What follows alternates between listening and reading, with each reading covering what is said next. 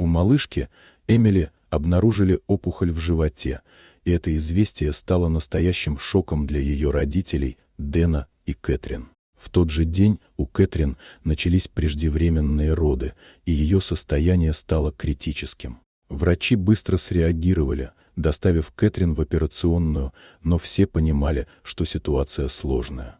Ребенок, который только что появился на свет, выглядел нездоровым. Врачи заподозрили, что у него может быть недоразвитая печень, и это добавляло тревоги в их сердца. Кэтрин была в сознании, но ее состояние стремительно ухудшалось.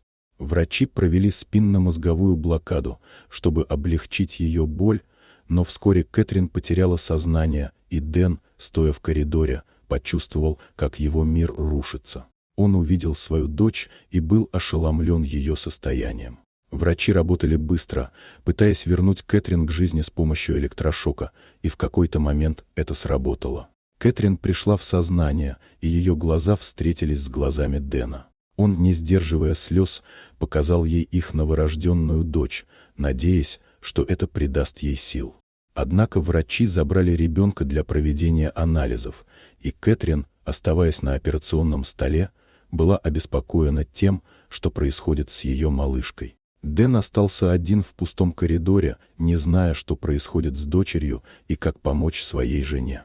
Вскоре врачи вышли, сообщив, что с ребенком что-то не так, но они не могли точно сказать, что именно. Кэтрин, все еще в панике, вспомнила о возможной опухоли в печени, о которой говорили накануне. Врачи начали обследование живота ребенка и вскоре обнаружили образование, которое вызывало у них беспокойство. Дэн, наблюдая за работой врачей, чувствовал, как тревога нарастает в его груди. Врачи провели цветное сканирование, чтобы понять, что происходит внутри крошечного организма. Внезапно один из врачей прекратил обследование, и это вызвало еще большее беспокойство у Дэна. Он в панике спрашивал, что происходит, но врачи лишь обменивались взглядами, не желая давать ложные надежды.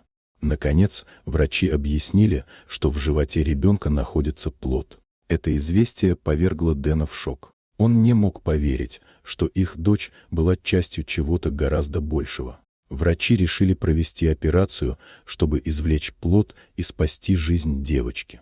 Операция прошла успешно, и вскоре после этого ребенок начал восстанавливаться. Дэн и Кэтрин, наконец, смогли вздохнуть с облегчением, полные благодарности за спасение своей дочери. Восстановление Эмили стало настоящим чудом, и ее родители осознали, что их дочь была уникальной, обладая невероятной силой и жизненной энергией. Они знали, что у Бога есть план для всех, и каждый момент, проведенный вместе, был даром. Теперь, когда они смотрели на свою малышку, они понимали, что их любовь и вера помогли им пройти через самые трудные испытания. Вот такая удивительная история. Дорогие друзья, если вам понравилось видео, поставьте лайк, а также подписывайтесь на канал, где найдете еще много интересного.